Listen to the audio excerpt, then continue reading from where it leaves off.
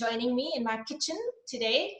I'm really excited because Dr. Robert Delgado is joining us, and he's gonna, I really wanted this. Most of you know why I started this thing. And for those of you that aren't sure, again, for familiar faces, thank you so much for tuning in again.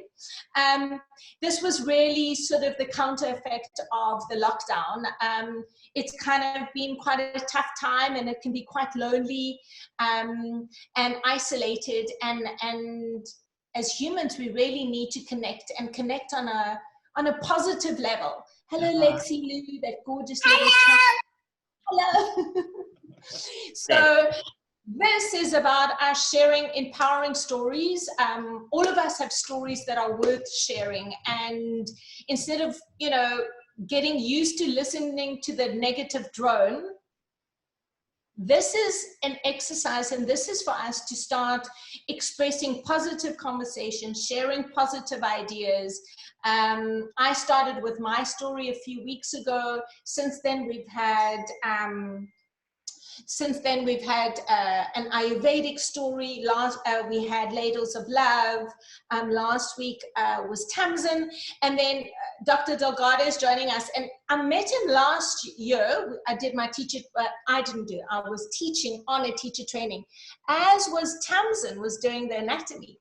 And Dr. Delgado gave a talk, which was amazing. But the part of it that I loved, that really captured me, was your story about, thanks, John, your story about when you had an accident, and sort of how it allowed you to sort of discover the body-mind connection. So I'm gonna hand it over to you.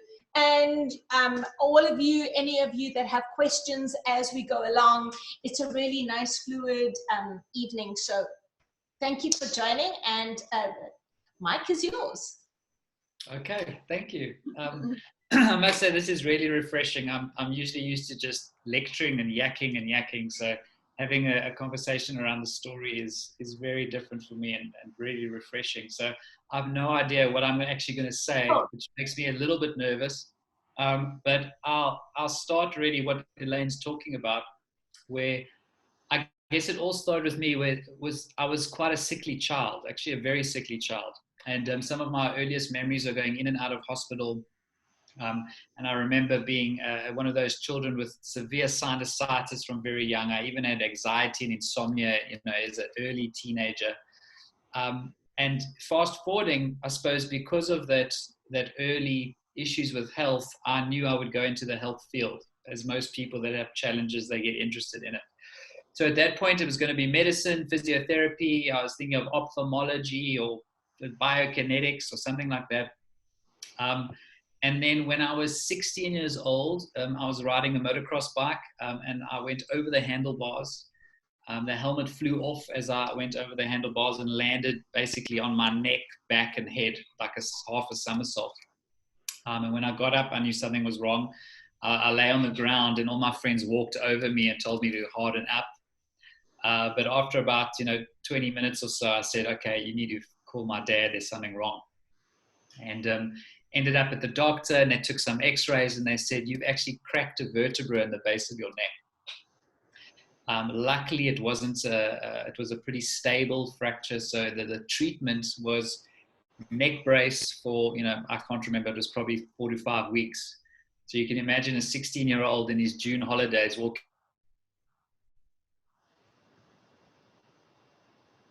around like that. And then it healed. I didn't have a huge amount of pain, and I thought everything was fine. And then in about 6 months later, maybe even a bit longer than that, I was getting into the shower one day. I turned my neck, and I just heard this massive sound. And I thought, what is going on there? But there wasn't a huge amount of pain, so I still went to school.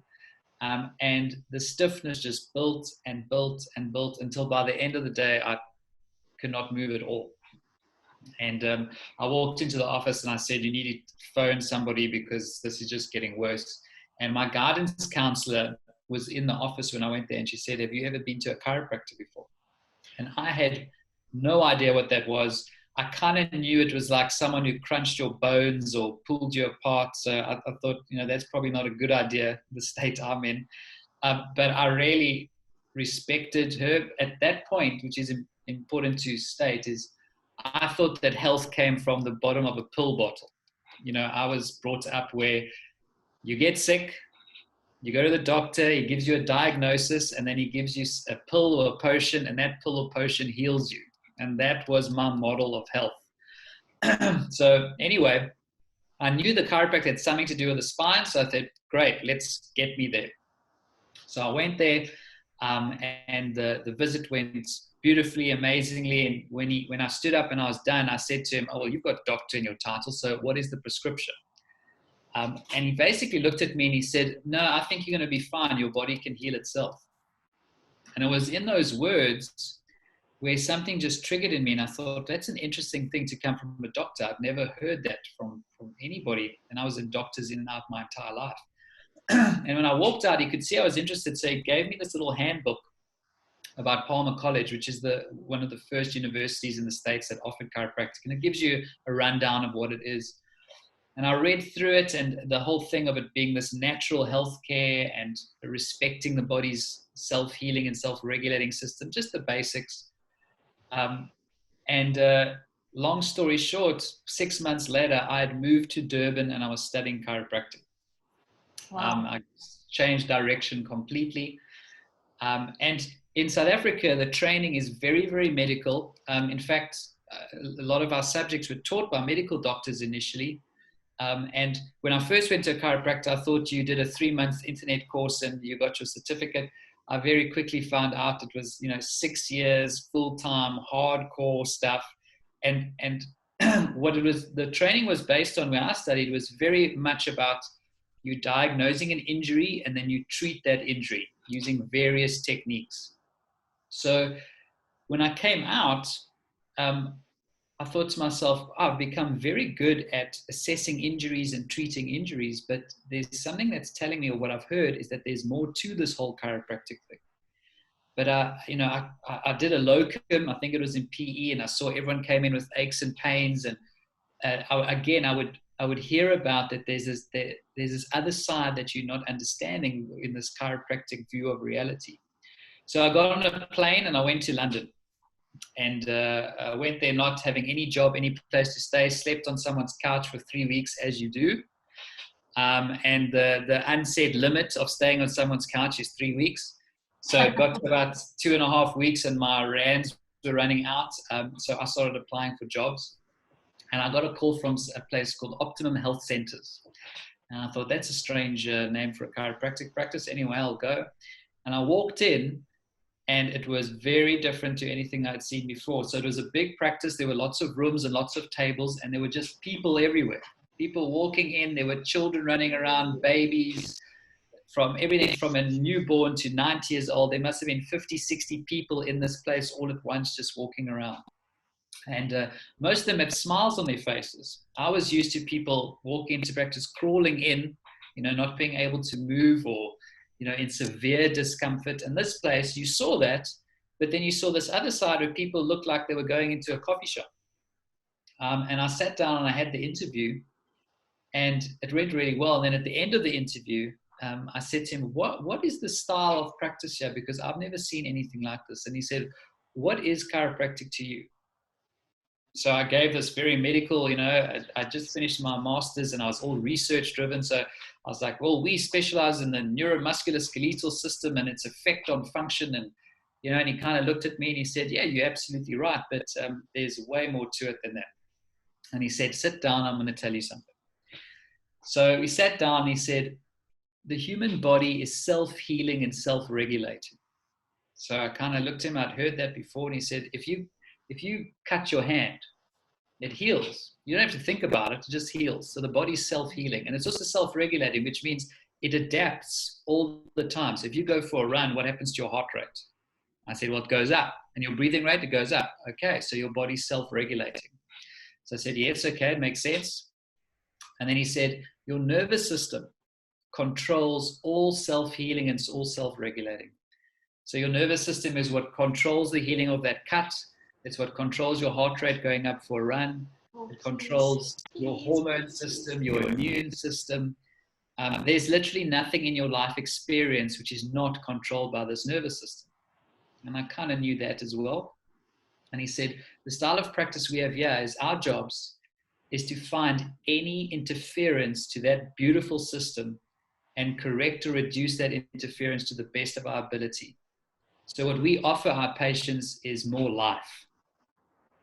And if their pain goes away as a side effect of having more life, that is amazing too. And that absolutely blew my mind because it was completely different to what I had. But it was so cool. I just said, I'm in. So I started practicing there.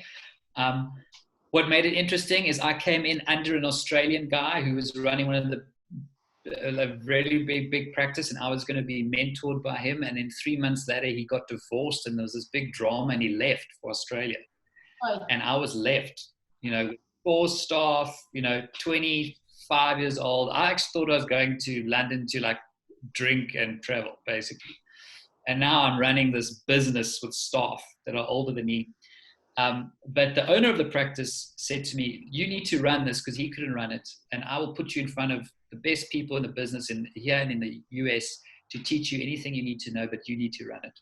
And it ended up about 2-3 years later, it was one of the biggest practices in the UK. So it was a very, very big practice. And in that time, after working with so many people, all different things going on, I said to myself, okay, I get it. Your nervous system is the foundation of life in the body, but there's more to it than just the nervous system. What about your nutrition? What about exercise? What about other things? And I started looking for more information on how lifestyle fits into this, because we can't cure all disease by just adjusting someone's spine. There's more to it than that.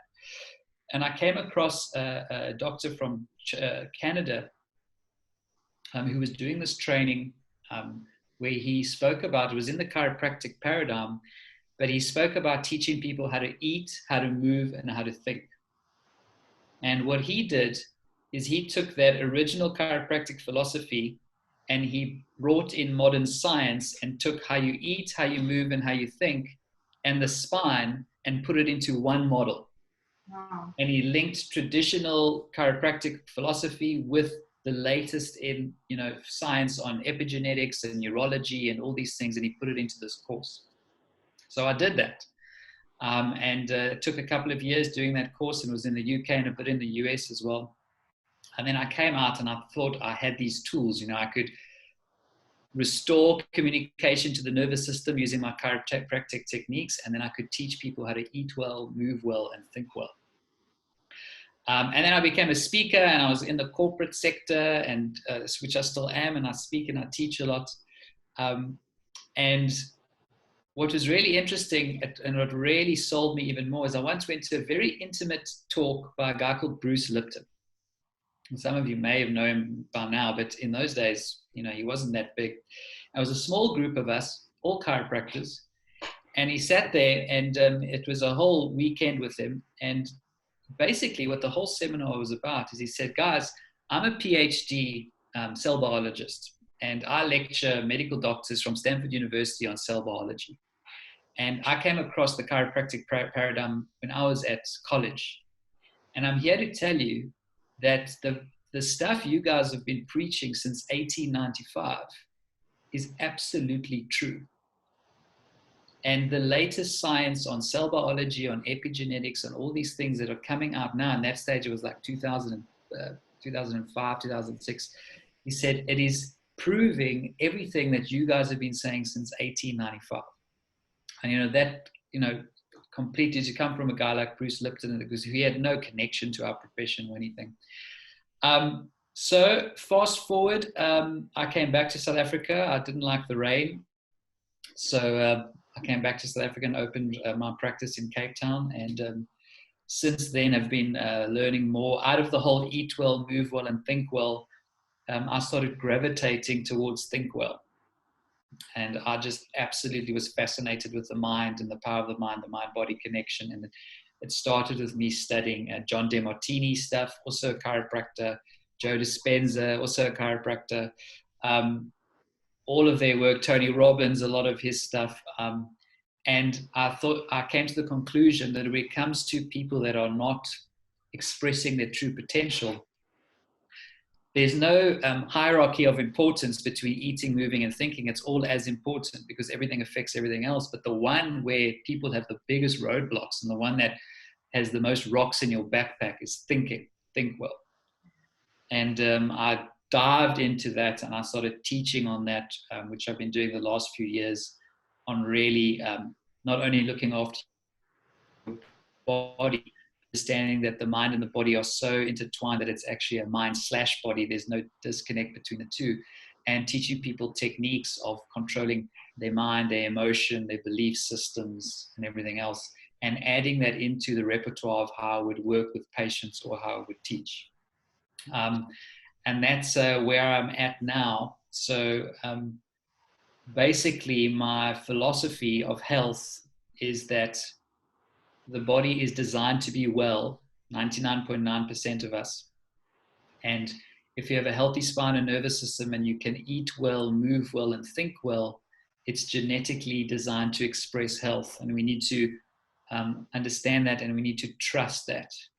And you know how medicine fits in, how it was explained to me, and this is what I usually say in my lectures, is that if you think of medicine as being the fire department, you know, who do you call when your house is on fire? You call the fire department. And they'll come with two tools. They've got axes and they've got hose pipes. And that's drugs and surgery. And if you've got a fire and you call them and they get there on time, they're really good at using those axes and hose pipes. They'll kick the door in, they'll spray the place down. But if they get there on time, they may save your house. And we must be eternally grateful that we have people that are so good at using axes and hose pipes. However, when you call the fire department the day before the fire, it starts losing a bit of logic. Or you call the fire department once the fire's done and say, please rebuild my house. It's not that the fire department doesn't want to help you, it's that it's the wrong tools. Axes and hose pipes can't rebuild houses and it can't prevent fires. So in my model, we think of ourselves as the handyman. So the handyman comes in before any fire and he says, okay, so I see there's some wires hanging there and I don't like that. I think we should tape up those wires. And the owner will say, but there's no fire. Why would I want to tape up the wires? And then I'll say, yes, but we want to reduce the chances of a fire starting. So let's do that anyway. And if the fire starts, I get out the way because that's not my expertise. And I'll allow the fire department to come in and do their job. And then when they're done, when they leave, I'll come back. And just like a plumber, I'll look around and probably whistle, you know, and they go, look at this mess. And I'll take out my tool belt and I'll say, okay, let's repaint that wall. Let's rebuild. Let's restore this house back to its former glory if we can do that. So the axes and the hose pipes, drugs and surgery are used for fires. The chiropractic eat well, move well, think well paradigm is used before the fire and after the fire to restore the house back. So that's how I work now. And I've taught these principles, everything from school children to PhD medical doctors. And the amazing thing is that everybody agrees with this model. It really is the truth. It's not controversial. It makes scientific sense. It makes philosophical sense. And my hope is that, and I can see it already, that the world is going to start shifting and young people are going to be brought up with this paradigm so that when I was sick, you know, I don't feel well. The first question was, what's the diagnosis? What's the treatment? What I'm hoping we'll get to is when you say, I don't feel well, say, okay, well, first of all, what could you be toxic or deficient in terms of how you're eating, moving, and thinking? Well, the first question is, could there be a fire? And you've got to check that as well. But if there is no fire, let's figure out what you're toxic or deficient in. Let's assess how you're eating and moving and thinking and know that if we restore that, your body's going to self-regulate and self-heal. And if we do that, I think not only are we going to have a lot healthier people, but we're going to save a lot of money. We're going to reduce a lot of illness. And also people are going to enjoy their lives more because really your quality of life is based on the foundation of your health. So that is my long-winded story. And so what I do now is do corrective chiropractic. So what that means is instead of just treating pain, we restore the mechanics, the long-term mechanics of the spine. We look at posture as well. And then at the same time, teach these principles of eating and moving and thinking in various ways. Is that cool? That's amazing. I say it from firsthand because I've been going to you for a couple of months now. And my story, sort of backtrack on that, is that I had severe headache for about a year and a half. And post chemo, having a severe headache is a little scary. And I kept on thinking, oh, well, it's the toxicity, or it's too much coffee, or whatever. There are a couple of chiropractors that I went to. And when I went to Dr. Delgado, your approach and the holistic approach is exactly how I approach the whole chemo. My talk was very in keeping with what you've just said. We call it physical, mental, or energetic body. But within the first session, I can tell you that my headaches were gone. You're the only person that said to me, go and have a X-ray, and I happen to have two discs that aren't so kosher due to a fall I had years ago.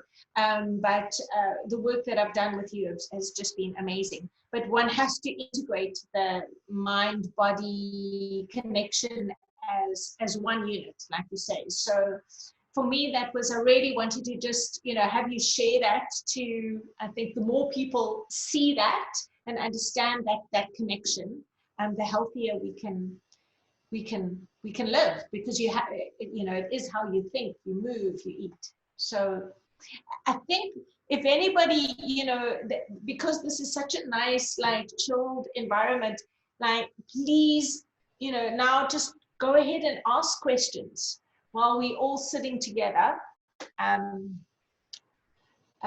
Anyone? You can do it. Someone break the ice. Yeah.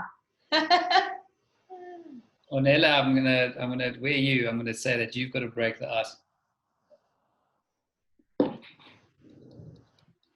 And Laura, Ornella and Laura, share your experience.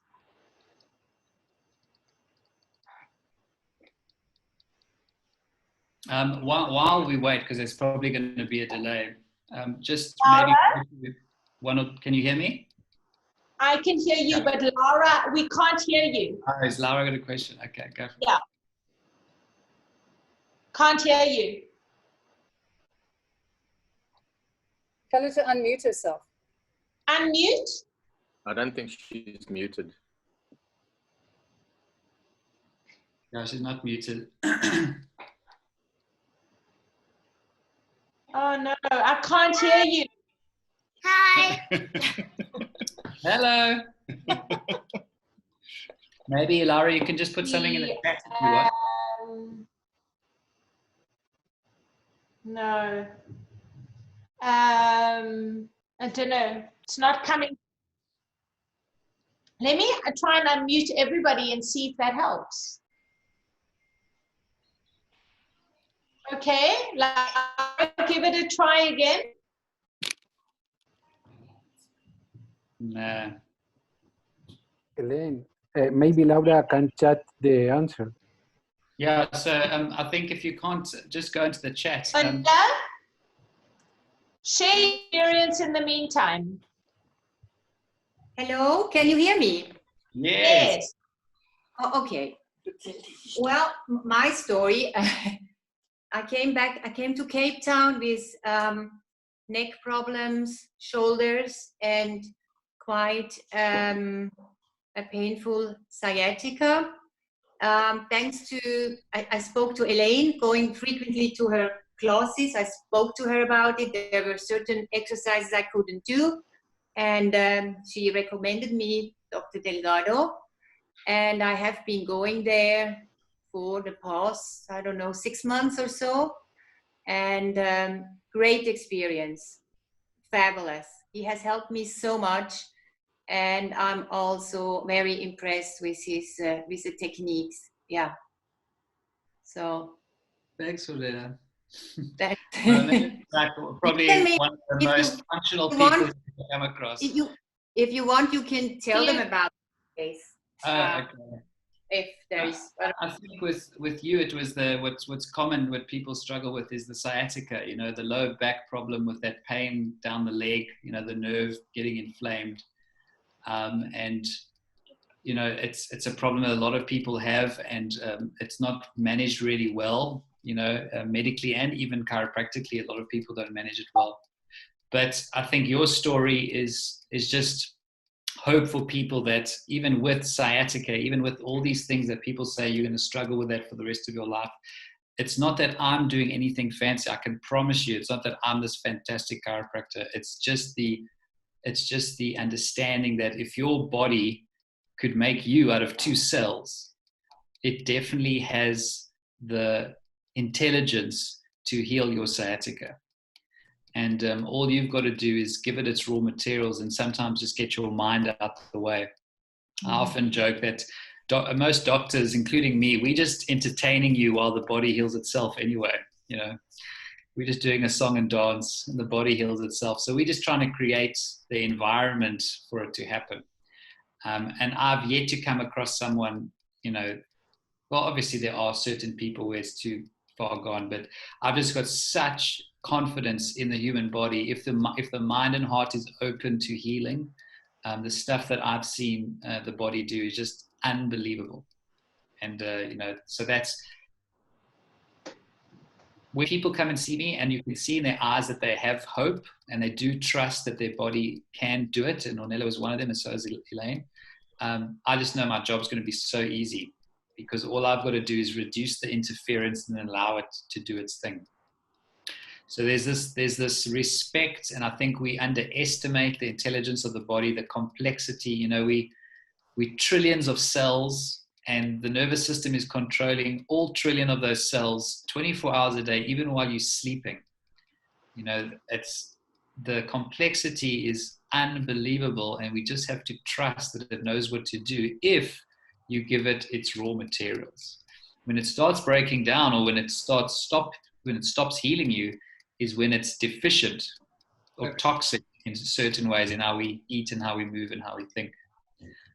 And that's, these 2 cases are just prime of that. The other thing is giving time. And that's the other important thing, is that especially when you're brought up in the medical paradigm, it's like you get a drug, and within 6 hours you feel the effect of that drug, and within a very short period of time you understand if that drug's going to work or not. Anything in nature, universal law in nature is that anything that's natural takes time. So, you know, to go from an acorn to an oak tree takes time. You can't speed that up. And a lot of people, because we have that mindset of, okay, it must be gone tomorrow, it builds frustration rather than saying, wow, you know, this is probably built up over 30 years. Maybe I should give my body 3 weeks, you know, before I start judging if it has that ability to heal or not. So trusting the innate intelligence and giving time for things that are happening naturally.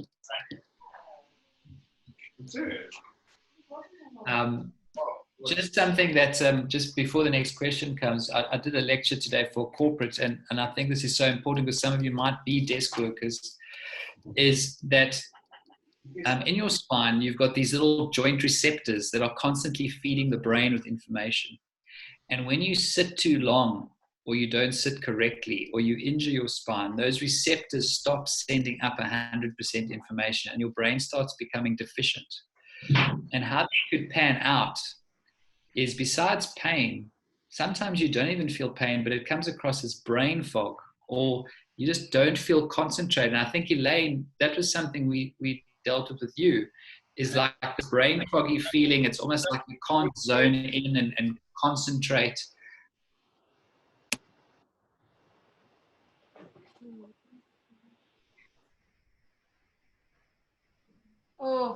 Brain is performing.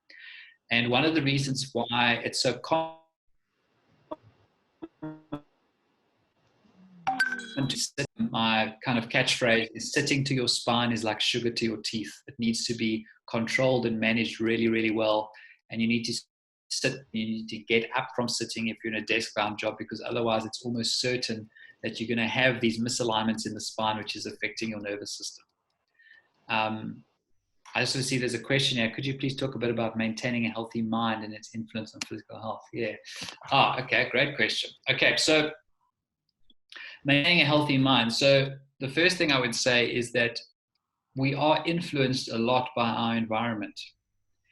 And the modern environment is basically based on stress and fear. I mean, you just have to look at a news article or a magazine and you can see it. It's stress and fear. And if we don't put action steps in place to maintain a healthy mind, what will happen is we'll be so influenced by the environment, we'll go into that feared state and that scarcity state. So the simplest thing you can do, besides like delving very deep into this, is taking action.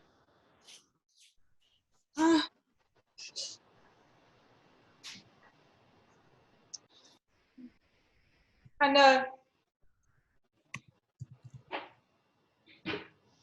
Bad Wi-Fi. I was saying shit. John, can I log on to your Wi-Fi, or is yours weak as well? Lane, it's not your Wi-Fi. I can hear you fine, but you can. We just lost the whole group.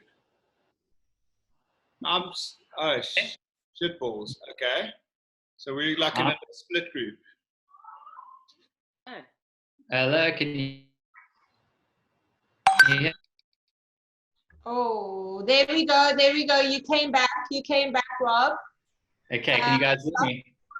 Go Yeah, back fine, there. Okay, cool. Okay, I'm still here. So a morning routine, I think, is the best thing to do. So get up earlier, spend some time maybe doing some breath work, just be energized, have a glass of water, rehydrate your cells, and go into a quiet space. And I'm a massive advocate of meditation. You heard me mention Joe Dispenza. I usually use his techniques on meditation, but I'm a huge fan of meditation, especially in the morning. So I spend at least 20 to 30 minutes in the morning doing meditation or breath work. And then one of the most powerful things you can do, and it's become like a cliche, but it's so powerful, is gratitude. So taking out a little journal, writing down 10 things that you're grateful for, really feeling it. Sending out, love and compassion to other people. So I'll literally sit there and I'll visualize me sending out, compassion and love to my family and my friends and the patients I'm going to see that day, and just coming from this well of, abundant compassion. And those things, what they do is they prime the mind. Neurologically, they fire off certain pathways and they release certain hormones. And if you do that every single morning, those pathways start firing easier and easier and easier. So the nerve pathways in your brain that fire a lot, they wire together. So what happens is, if you're practicing gratitude and compassion and breathing and meditation, the more you do it, the more it becomes your natural state. And you start viewing the world through that lens. And you start noticing things that you haven't noticed before, because your brain is looking. There's a part of the brain called the reticular activating system, the RAS. And it basically filters information. So if I'm like holding my finger here, the brain can filter, and so that I don't notice the finger and I notice everything else. So what will happen is, if you're in a state of scarcity and fear, the brain will filter information and only pick up things that are in alignment with scarcity and fear. So you will notice the traffic and you will notice the financial issues and COVID-19 and all of that. If you prime the brain for gratitude, it will notice little things that you can be grateful for. So suddenly you wake up in the morning and you go, wow, I'm so lucky to have warm socks. I'm so lucky that my shower turns on. And you start noticing small things that were normal to you, but you actually realize that there's some people that don't have that. So by consciously choosing certain thoughts and feelings, you rewire your brain to do more of that. And because of the reticular activating system, then you become a happier, more grateful person because you've trained that through repetition. So that would be a very, very important tool. So wake up early, morning routines, practice gratitude, and visualize what you want to have in your life. Think about what you do have and what you don't have. Do not watch the news 3 or 4 times a day and read newspapers. That's probably the worst thing you can do. Stay informed, but please do not sit like I used to, look at News 24 10 times a day. You are just going to go into fear. Social media, the same thing. Just understand and be informed, but at the same time, it's not helping you re-looking at all these negative things. You've never seen on a news article, Boy Scout helps a granny across the road, because they don't talk about that because that doesn't sell newspapers. So all you will hear about is death and destruction. And that's a false perception of reality, because the reality is there is death and destruction, but there's also a lot of love and a lot of healing and a lot of hope. But the newspapers don't talk about that. So guess what your reticular activating system does is it starts looking for more stuff that is in line with that. So when you're on social media and News 24 all day, your brain then starts looking for more stuff. And then you think the world is going to hell in a handbasket. Whereas if you take a step back, the world's actually in the long term getting better. Things are improving for most people in the long term. But we have this other view because of the media. I hope that answers your question. I'm going to just add to that because, it's much like the practice of yoga. It's a practice. We get so used to the negative mindset because that's available, because that's what social media does. That's what the news does. It sells. And like yoga, it's a practice. You don't, some of us might be supple, but yoga is the practice of connection. And so the practice of waking up in the morning, doing routines, little ritualistic things to train the mind to have a positive thought, it's again a practice, like you say. So yeah, exactly. Healthy mind in a beautiful world. Exactly, Annette. So, and the thing is, when we go down the rabbit hole, recognize it, take a breath, change direction. If the change direction means walking out of the room, walk out of the room. If it means put the phone down from that person that's telling you a bad story, put the phone down and phone somebody who makes you laugh, or tune in on Thursday nights. It's like create good habits. So yeah, just reiterating, totally concur with that. I did a teaching a couple of nights ago on one of the most devastating thoughts that people have is, I hope this doesn't happen.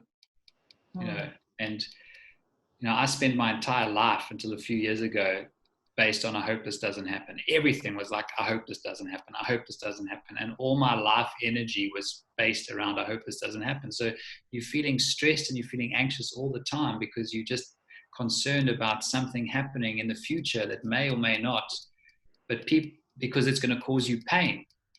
So you're thinking, if that happens, it's going to cause me pain. I don't want to feel pain. So therefore you worry about it. The people that are scared of pain are in pain already. And what would be a much better way of looking at the world is, yes, that could happen and there could be pain, but even pain's not permanent. Nothing's permanent. So if you're feeling anxious and stressed all the time, it's most likely because the mind is, I hope that doesn't happen. I hope I don't lose my money. I hope I don't lose my health. I hope I don't lose that relationship or whatever.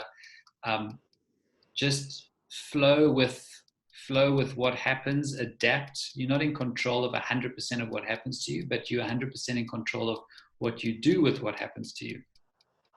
So have a vision of what you want, but also accept that there might be some bumps in the road, and that's part of life, and it's all there to serve you. And get out of this, I hope this doesn't happen, because otherwise you're going to go into that, you're going to stay in that state of fear and anxiety, which I was for the first 25 years of my life or 30 years of my life. So I see another question. Lisa asked a question. You said that a friend of your daughter's friend has scoliosis, and the question was, what do you recommend? Yeah, so we see people with scoliosis all the time, and with scoliosis, there's obviously a genetic, or in most cases, there's a genetic component to it. So what we do with that is we find the mechanical resistance within that scoliosis, and then you gently relieve that mechanical resistance. And it's not necessarily going to straighten that person's spine perfectly, but what it does, it makes it more mobile. It takes the stress off the nervous system. So there's a lot that you can do for scoliosis. And you just have to adapt the techniques around that person. And as with anything, it's about getting that person to the best that they possibly can be. So it might not mean 100%, but if you take that person from 50% function to 60, 70% function, it could potentially be life-changing for them. So asking, someone stands in front of me, the first question is, what is the potential of this particular person, and how close is that person to that potential?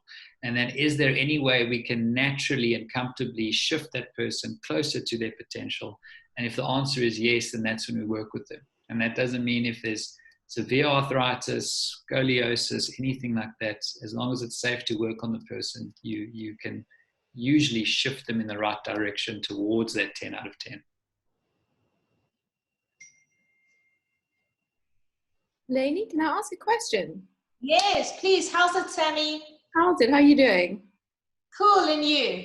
Good, good, good. I am currently in a deep Dr. Delgado repair work with my back. So I'm seeing him twice a week. So hello, this will be 3 times in a week. And it's so funny that you mentioned DiMartini. My bestie in Joburg is a facilitator, and I said I was going to a chiropractor, and she said, what kind of chiropractor? I said, no, it's not the clicky kind, because obviously I heard you talk at Yoga Zone. She said, ask him if he knows John. I said, I'm not going there to ask him if he knows John, but obviously you answered my question now. What you said in your introductory part was epigenetics, which I found really interesting. Now, I mean, I can kind of join the dots, epigenetics, in terms of if, like, you come from, I don't know, your ancestors were farmers, so your body has over the years kind of, do you know what I'm trying to say? Yes, adapt to the environment, yeah. Evolved from there. But how else do you mean epigenetics in terms of? So epigenetics, epi meaning above the gene. So basically what used to be thought was that you were a victim to your genes. So you got a certain genes in your body, and that was basically that controlled life. So how Bruce Lipton says it is that we used to believe that your genes control your biology. Okay, so you get handed these genes at birth. If you choose the right parents, you've got good genes and you'll be healthy. If you don't choose the right parents, you get sick. And then the science of epigenetics came out, I can't remember exactly the year, but what they found is that your genes have a covering around them. And the principle is not that whether you have a gene or not, the principle is whether the gene is expressed or not, whether that gene is switched on. So if a gene is never switched on, you don't, in terms of health, you don't get that disease. So then they said to themselves, okay, what controls whether a gene is switched on or off? Because if we can understand that, we can understand what controls biology, because which genes are expressed or not is what controls biology. And it turns out that those gene expression is controlled by a signal from your environment. So what that means is that it's not the gene that's controlling biology, it's the signal from the environment that's controlling biology. And what that means in practical terms is that it proved without a shadow of a doubt that your lifestyle and the environment you live in is what controls your biology. So the gene is obviously still involved, that's the loaded gun, but it's the environment you're in that pulls the trigger. which is why there'll be millions of people with the heart disease gene that never get heart disease, or the breast cancer gene that never get breast cancer, because it's got to do with environmental stresses as well. It's not just the gene, and that changes the game completely, because before it was just, if you've got those genes, that's your story. So a true genetic illness would be something like Down syndrome, something like cystic fibrosis. Those are genetic illnesses. If you have that gene, you have that illness. But the chronic illnesses that people are getting today, the gene is involved, but the environmental stressor is a major part of whether that gene gets expressed or not. And the way this was explained to me, and this was James Chestnut who taught me this, is he said, he read an article once that they had found an hangover gene. Okay.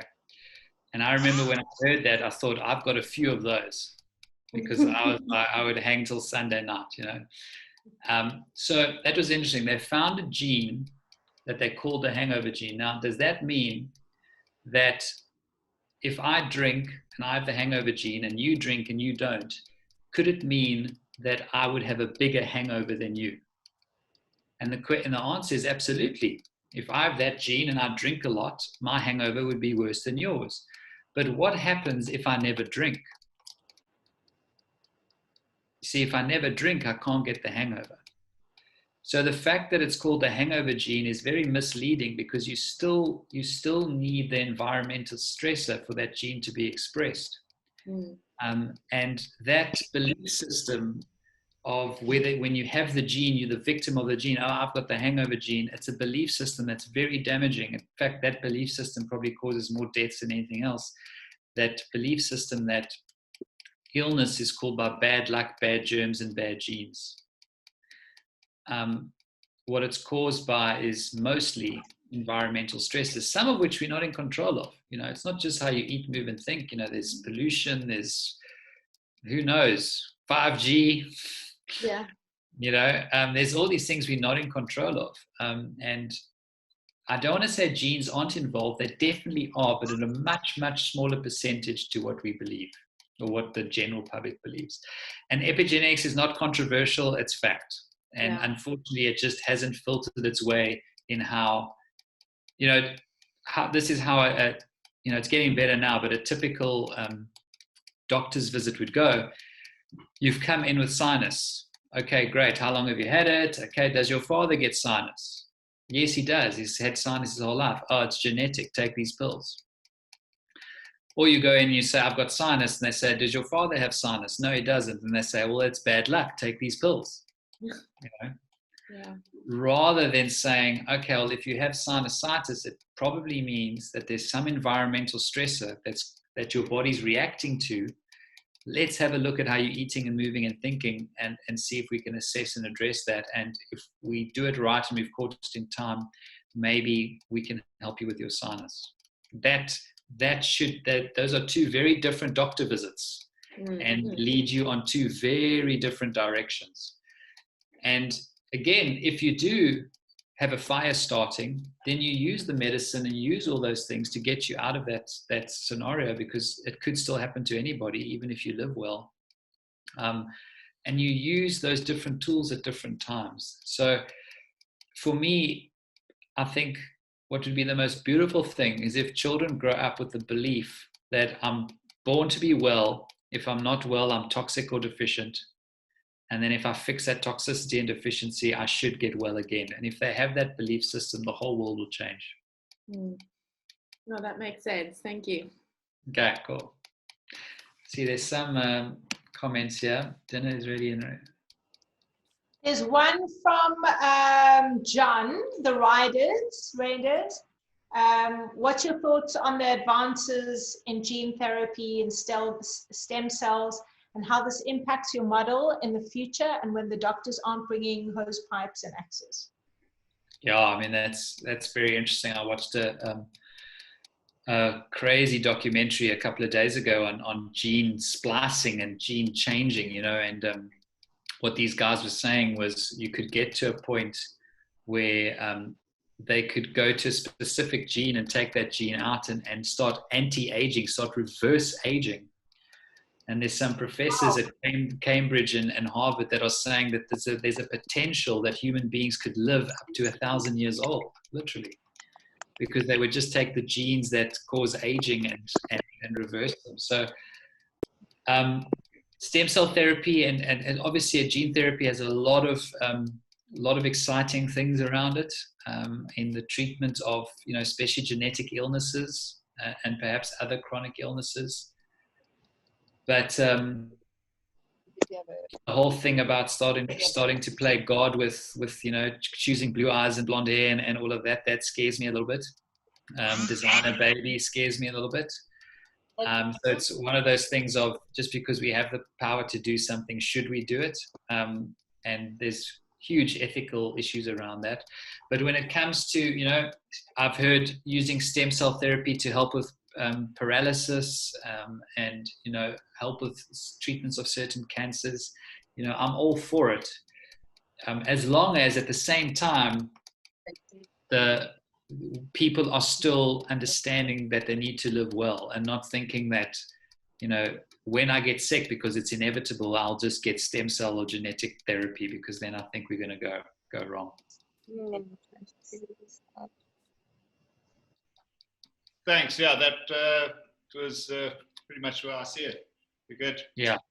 So it will be used if it's used properly, but there's many ethical things, and I wouldn't want to be dealing with those ethical things like, is it right to choose your baby's height and hair color?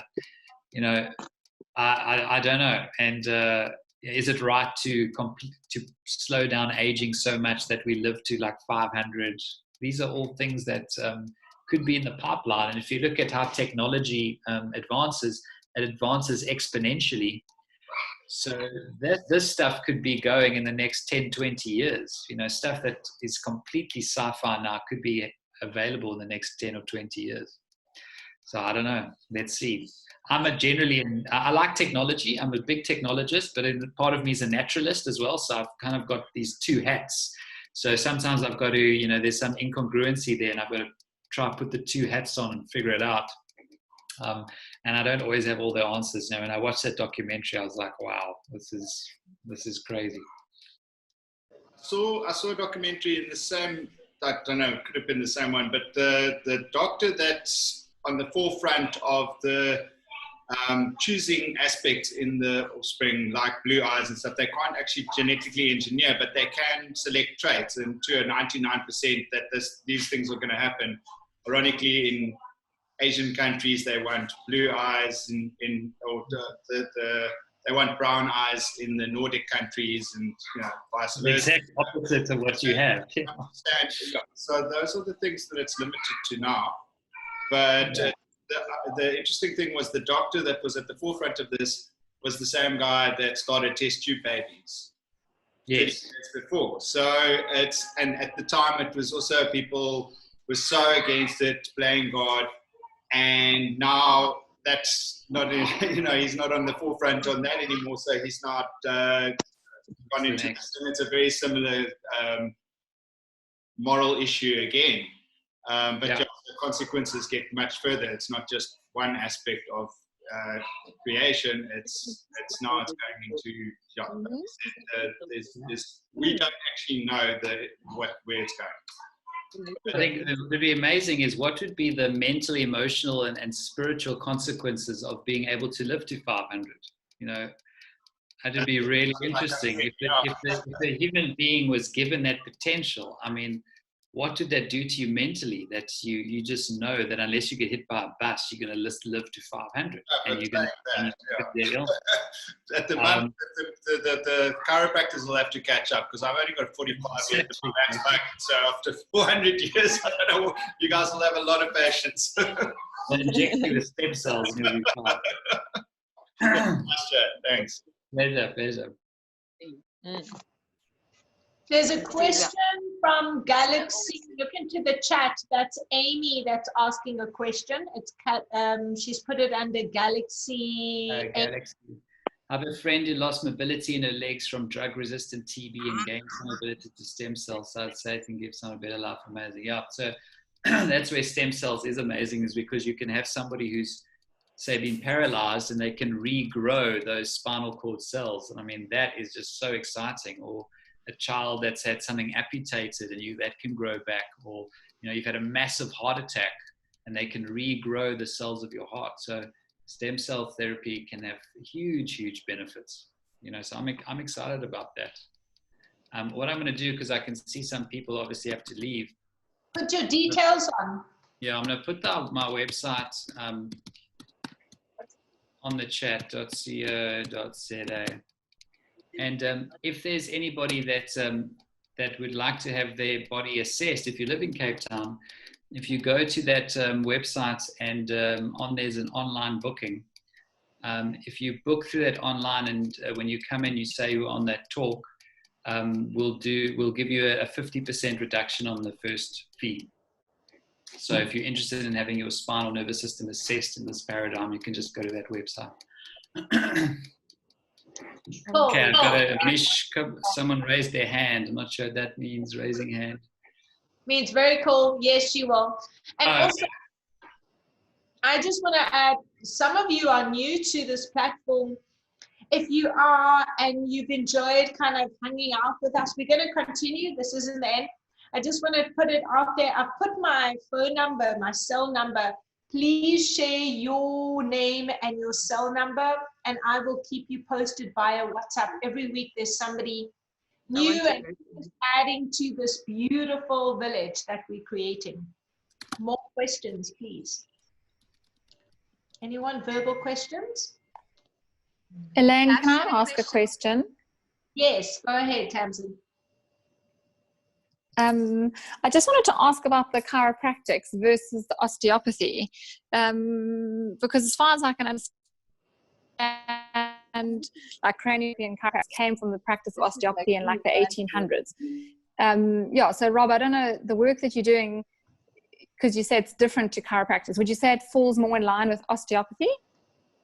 No. So the chiropractic, basically, what I've tried to do is take the traditional chiropractic philosophy, which is the nervous system and self-regulating body, and link it in with the modern day medical understanding of joint mechanics. So with osteopathy, there's a lot of kind of gray area and links between the two. With osteopathy, they also use manual methods, manual techniques.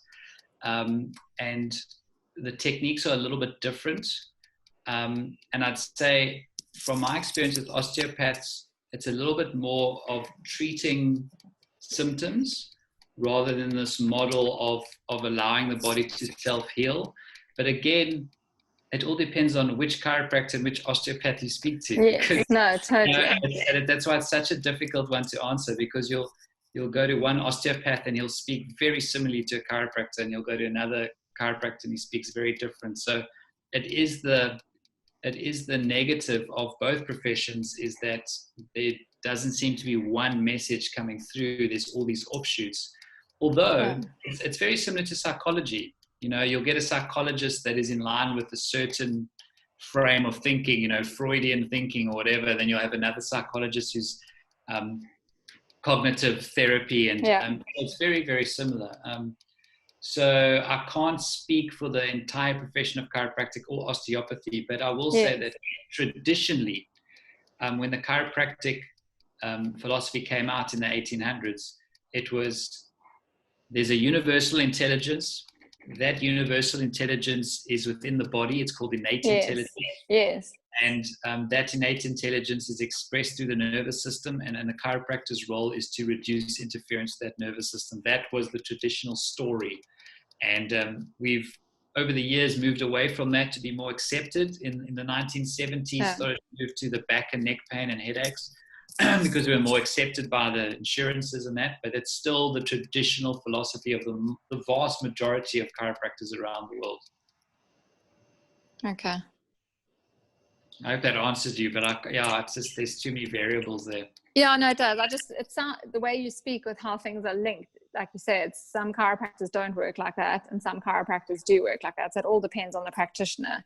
But I was also interested to hear you speak about like the feedback loop for the nervous system and how it's like, do you guys treat the spine to get to the organ as like the end organ, or do you ever treat the organ to get to the spine to like reverse that feedback loop? So traditionally, we used to think it was bone out of place, putting pressure on a nerve, and then restore the bone, and then more nerve flow to the end organ. Okay, that was good. But now that theory has been modified, where it's actually the other way around, in that the joints of the spine feed the brain with information. The information then goes, the brain then controls the body. If there's interference to the information going up to the brain doesn't control the body properly, which could have an effect on the end organ. So it's the other way around, that we actually affecting the brain, and the brain's affecting the end. The nervous system. So with a lot of osteopaths, as far as I understand, they do visceral work, organ work, the other way around. Yeah, and I'd say traditionally chiropractors don't do that. It's more working on the spine essentially. But again, there will be techniques in chiropractic that is working on the visceral. Yeah, cool. Okay, thanks. Thank you. I have a son with no immunity. How do you run the protection in your rooms as you can't be around people? So in our offices, we run very, very strict hygiene. So basically what happens is every single person that comes in has to sign consent forms that they've had no symptoms or been traveling or anything like that. And as they come in, they get their temperature taken, they get their hands sanitized. The rooms are sanitized before, and every patient, the chairs and tables are sanitized every single time, every time someone comes in. The furniture is all spaced apart. We don't allow more than 2 people within the practice at the time. So look, we do our absolute best. I think the risk there is probably a lot lower than Woolworths or Pick and Pay. However, if you are high risk, and you are very low immunity or something like that, we ask all those questions before you book the appointment. And if you are higher risk and it's not an emergency, then we tend to say no. And if there is any other way we could help you remotely, we would do that. But as far as hygiene measures go, we do everything possible. So if you're concerned about you being higher risk, you would just contact us. We'd ask you some questions, and if we deem you as a higher risk, then we'll tell you whether we would be allowed to see you or not. Okay, someone said the website's not working. If you have a problem getting onto the website, just Google Delgado Chiropractic. Let me just see.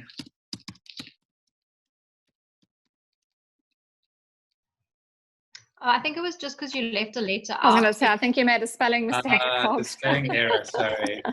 That's just like me, actually. I'm very good at doing that.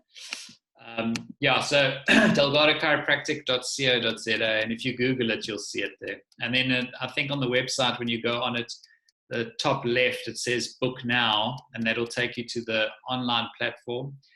If you struggle with that online, just give us a call, but then tomorrow tell Lynn that you are on this so that you have that special offer. Thanks, we need to see someone I'm missing. Okay. Yeah, I mean, particularly with your son, maybe send me a mail. I'm Robert at Delgado Chiropractic. Tell me his story a little bit, and then I'll advise you what I think you should do, whether that's seeing me or not. Okay, just to see if I haven't left anything out. Anything else? Anyone? Can I just ask a question around? Yeah. You obviously have a very holistic approach in how you treat your patients, Dr. Delgado. Does it extend? And we've spoken a lot about the headspace. Does it extend into movement practice, into nutrition, or do you make referrals for that? So it's the how we work is eating, moving, and thinking.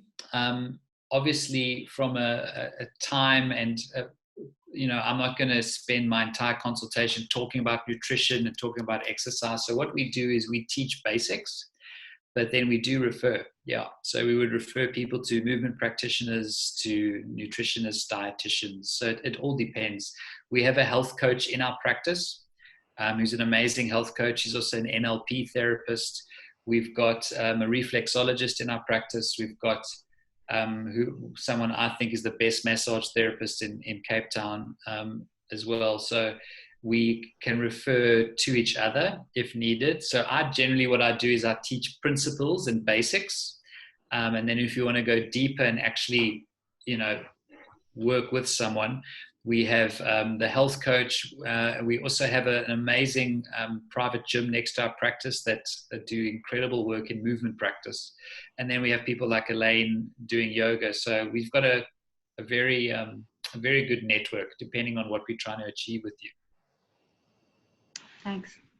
Okay.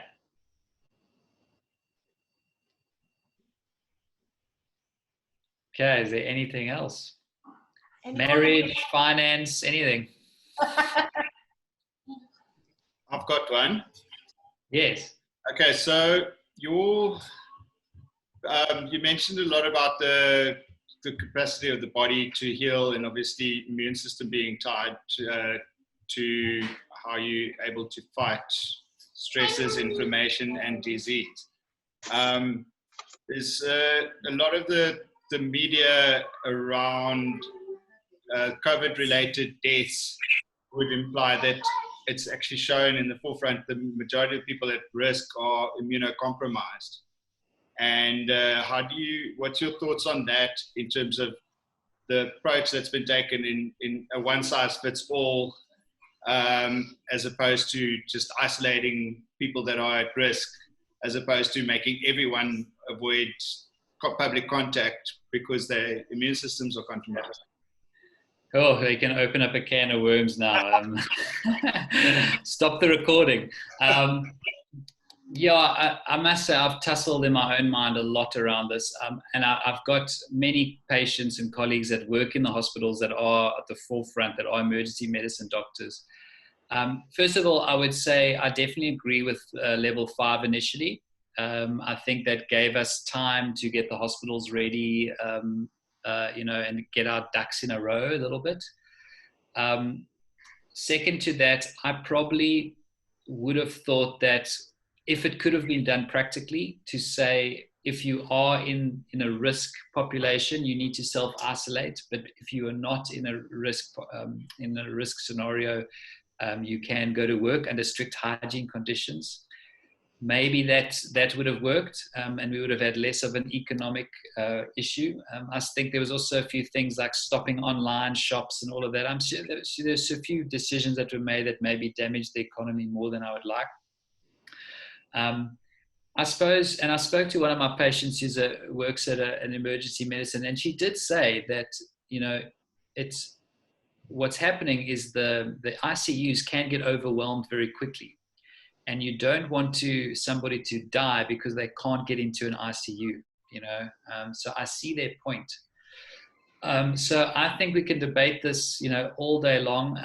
And I've got my ideas, but again, I'm not in those hospitals, in the emergency room, seeing what's going on there. So, but it does seem that if you have a pretty good functioning nervous system, that your chances of getting very, very ill are pretty low.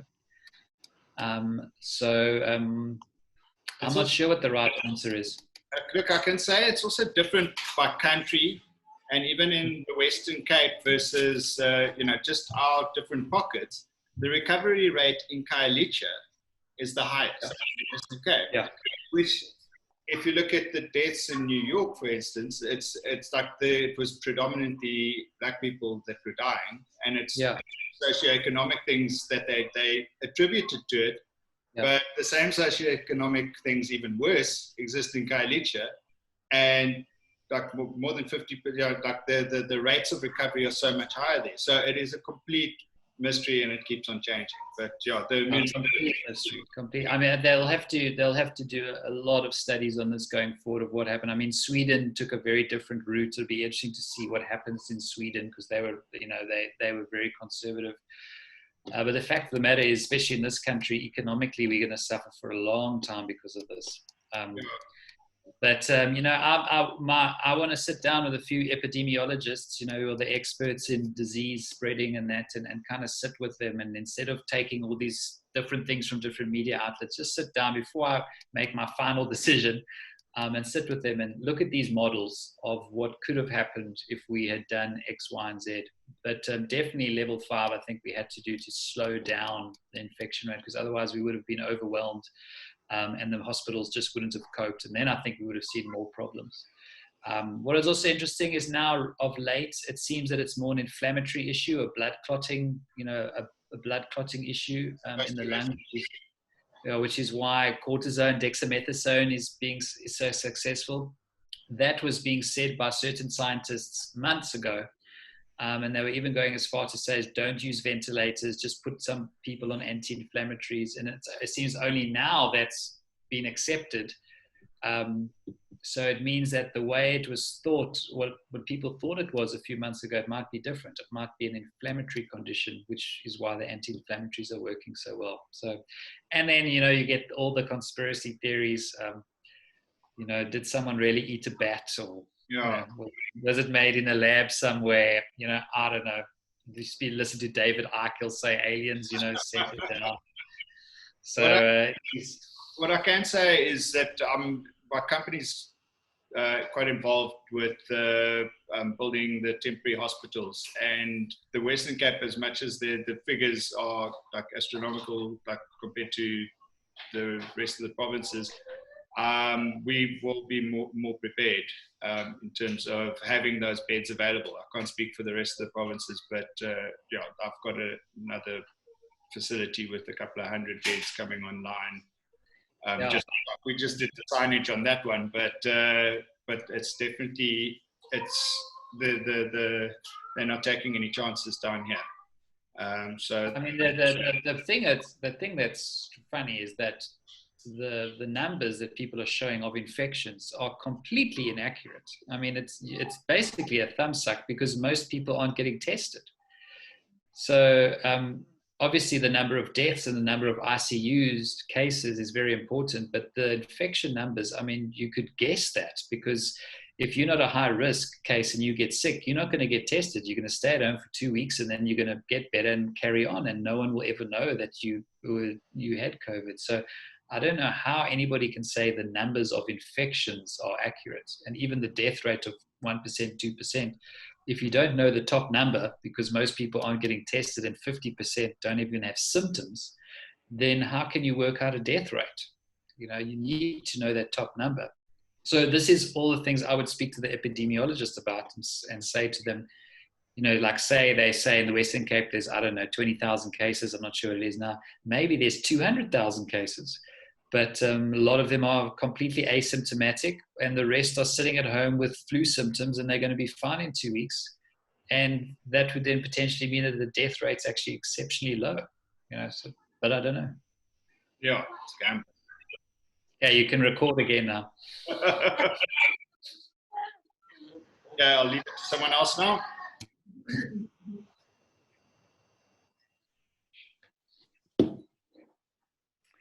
I just have a question, if you don't mind. It's a very broad approach you are following,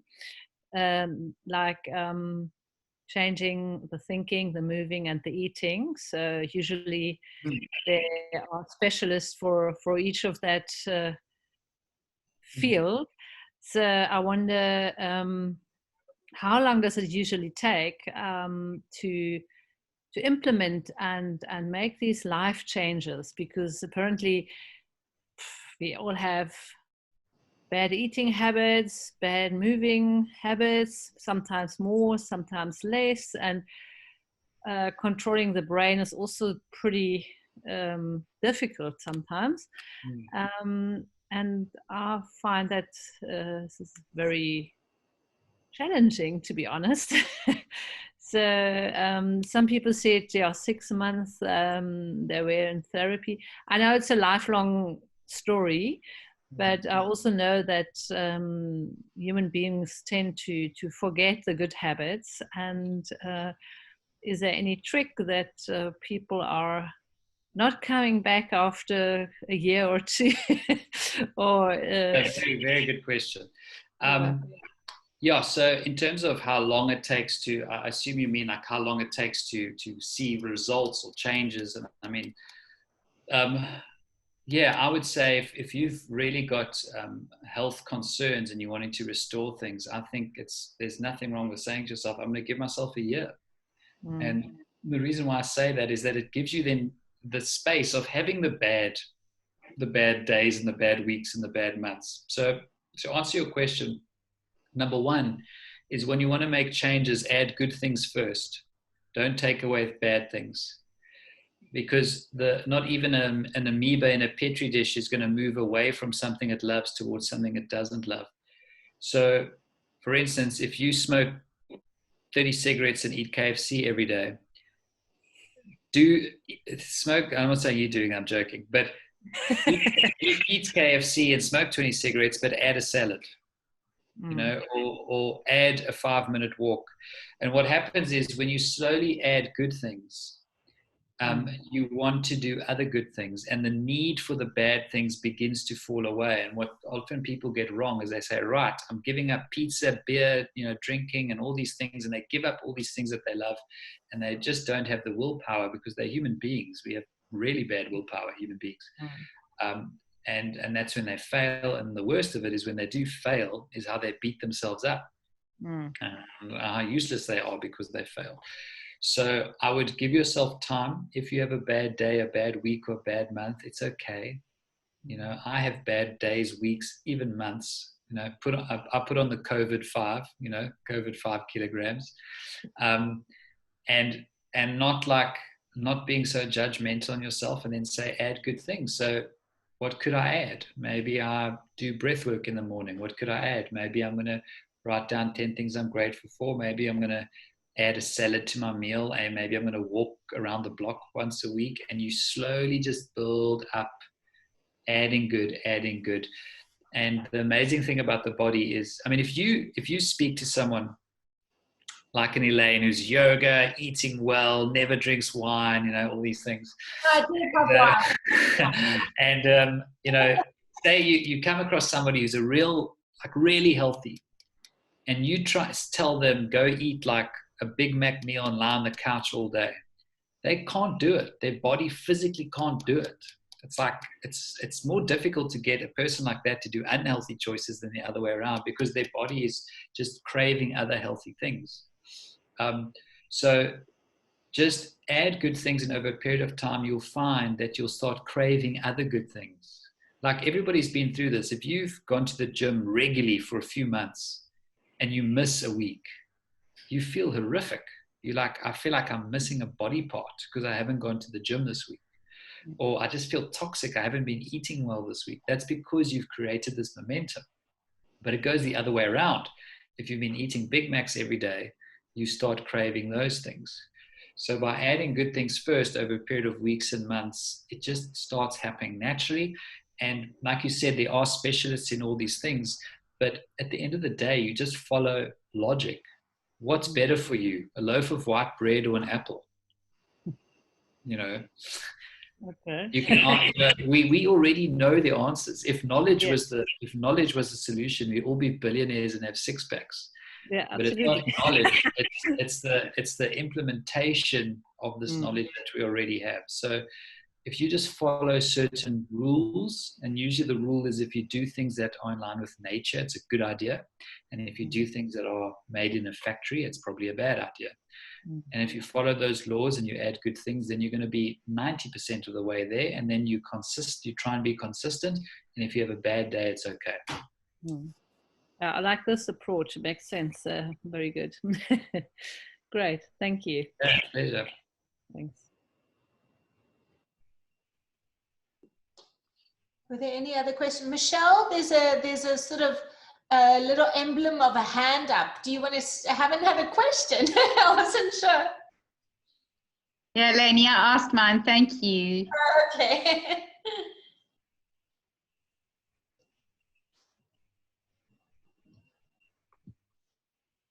Nothing. Are we done? Anyone else want to just sort of, Sean, any thoughts? Sorry. On the spot. Other doctor in the house, but I won't put him on the spot. I have a question. Yes. Hello? Yes. Emma, yes. Yes, I have a question. Okay, I just understood that you have patients with pain, with headache, and what is what is the spectrum of illnesses which you can take people in your praxis? So a very good question, and it's important to put this across, is that we don't, in terms of chronic illnesses, we don't treat or diagnose any specific chronic illness. What we do is we help the body to be healthier. So what that means is that we would work with anybody as long as it's safe to work with them. But it's not like I'm going to adjust your spine and cure your diabetes. It's not like that at all. It's just about saying, okay, whatever health concerns that you have, we're going to give you as much chance to adapt to that health concern as much as possible. So to answer your question, we obviously see people with all types of conditions, but we don't treat those conditions. We just try and make the body as healthy as possible. And in some cases, yes, the body can restore itself. But the diagnosis and treatment of conditions, that we would refer to a medical doctor for. And then if everything's safe and they want to manage something naturally, that's where we would come in. Does that answer your question? So, and how do you know if, sorry to ask this, might sound stupid, but how do you know that the body is healthy? If like people are not suffering from symptoms, do you check the blood work, or how do you measure it? Sometimes, yeah. So we can do blood work, we can do functional analysis, like things like how mobile they are. They can do things like fitness analysis. So we do, one of the tools we use is we give you some things to do, like how fast can you walk, a kilometer, how many squats can you do in a row, what is your range of motion of the spine. We can look at your posture. Sometimes we can refer for a whole range of blood tests. I generally refer when it comes to that to the health coach or to a medical doctor, something like that. But generally, if you're at a good weight, you've got good functional mobility, you're more mobile, those are all signs for us that you are healthier. Yeah, I can give you an example. Like sometimes 3 weeks, sometimes 4 weeks, sometimes 8 weeks, super functional and healthy. And then I've got these moments where it doesn't work. I'm not mobile as much as usually I should be. So, and I can't link it to any events. So this is where I'm trying to figure out what's going on there, Okay. Now that should be interesting. We'd have to do a little bit of detective work there, and try and figure out what that trigger is. Is it a mechanical thing? Is it a hormonal thing? So in the history taking, we try and do our very best to figure that one out. And then, of course, if we can't figure it out, we refer you to someone who can. Okay. Well, thanks. Elaine? Yes. I'll make a quick comment since you picked on me. Thank you. Yeah, I want to say thanks. I found it very interesting. I'm an EM physician. So the axes and fire hoses that were spoken about. I found the talk very good, and I think emergency medicine and Western medicine in general is quite good at emergencies and quite bad at the long-term stuff. The chronic aches and the allergies and the mood issues and all of that. We're actually quite bad at it. And I think doctors like this doctor need to be used a lot more. But in my practice in emergency, I'll say the opposite is also true. People do often take too long to come to Western doctors and emergency doctors with quite serious problems, and it makes our job often quite tough. So it's a definite balancing act. But yeah, I really like the holistic approach and the spine mixed with everything else in the lifestyle. And yeah, I'll try to take it to heart in my future practice. Great. Yeah, a very good point is that it does work both ways. That, if you're dealing with a handyman and there's a fire going on, and that man's quite stupid. you know. So, and that is that's why you do need a handyman that at least has good training to assess your health, you know. So for instance, the handyman you're going to must be able to pick up that there's signs that something that more sinister is going on, you know, and that's what you would hope you would get when you go to a registered health professional. And that's a lot of our job as well. A lot of in our history taking, which we do with patients, a lot of what we're doing is figuring out, is this for me or is this for somebody else? You know, and that's why even in our training, we did cardiovascular exams and all these things, all the stuff I never use anymore, but it just gives you that understanding that something smells funny here. I think I'm going to ask you to be assessed by a physician or whatever first. And then if you come back and everything is clear, then absolutely, we would love to work with you.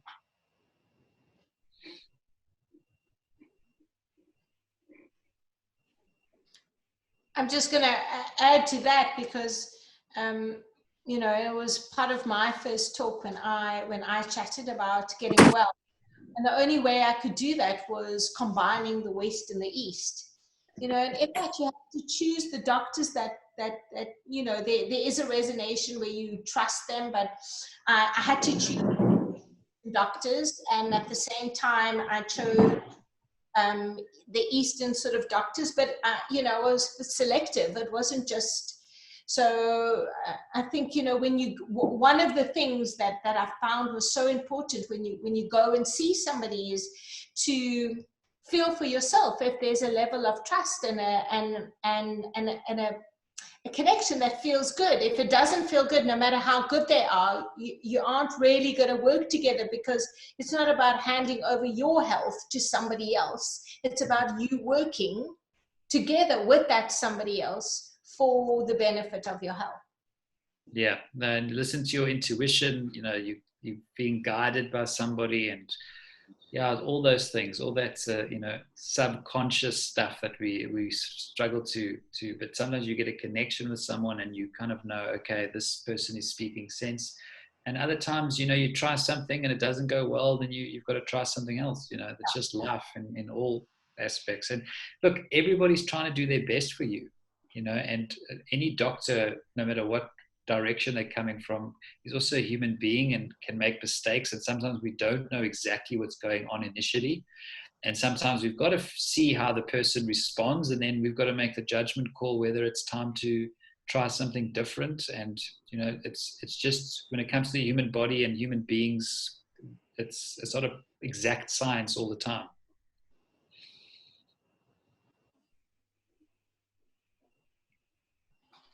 Okay. Any more questions? I feel like there was one more. She might have gone. Did you get the question that I think Amy had asked? What was the most, where was it? No, there was a mobility one. I'd like to know your most inspiring recovery story from working with a client and seeing them recover. Oh, that's a great question. I had a guy in, and this is a weird one. I had a guy in the UK who came to see me, and he came to see me with some pain. I can't remember what it was, but in the history taking, he told me that he had this problem with frequency of urination, that he had to go to the toilet like literally every 20 minutes. And what's interesting about this case is, in London, you're obviously on the tubes all the time. And with him, it was such an issue because of the tubes, because he took it to work, that it was destroying his life. He could not get to work on time. It was embarrassing and everything else. He had been to urologists and specialist physicians, and everybody said they had no idea what was going on with him. And I said to him, well, I don't know, you know, if I can help you with this at all, but I have found a lot in your body that could be improved. And we worked with him for a couple of weeks. And then the one day he came in and he was in tears. And he said, it's the first time I've ever got onto a train and not been in a sense of fear, waiting for this urgency to come out. And he hugged me and he was just like, you have no idea how this has changed my life. And, you know, that's one of those things where it's like a weird a weird symptom that you think it's not such a huge problem, but for him as a young guy, it was destroying his life, and it was completely changed. And again, I didn't do anything special. It's just I trusted in his body. He trusted in his body. He made the changes I asked him to change. And in his case, his body had the intelligence to reorganize whatever it had to reorganize, and it did it. And neither me, him, or any of the specialists understand why I had it for so many years and why it disappeared over a few weeks. We have no idea. So that's the first one that came to mind. Yeah. That is amazing, because it's such an unusual thing, but anything can crop up. Yeah, that's what came to mind. It's such an unusual thing, and like something that can affect quality of life so much. So even though it's not life-threatening, to him it was life-ending, how it was affecting his ability to live his life. So it's a nice sharing. Thank you. Okay, well, I'm gonna probably have to go now. So I'll just say thank you, and I'll put my email address as well. So if there's any personal questions you'd like to ask. You know, Rob, what I'm going to do as well, because I've set this group up, as most of you know, on WhatsApp, because it's just so much easier. So if you don't have my cell phone number, please take it down or leave me your cell phone number, and I will then send all of Dr. Delgado's information. I'll send your website, your office phone number, and then they can phone in and book. Okay, great. And thank you so much for your time this evening. That was really, really great. So yeah, just my pleasure. My pleasure. Thank you for putting such an amazing thing together. Just keep going. It's really good. It's really, really good. Cool. Absolutely. I'm going to see you tomorrow, actually. Oh, cool. Nice. Okay, I'll see you then. Thank you. Bye. Cheers. Bye. Bye.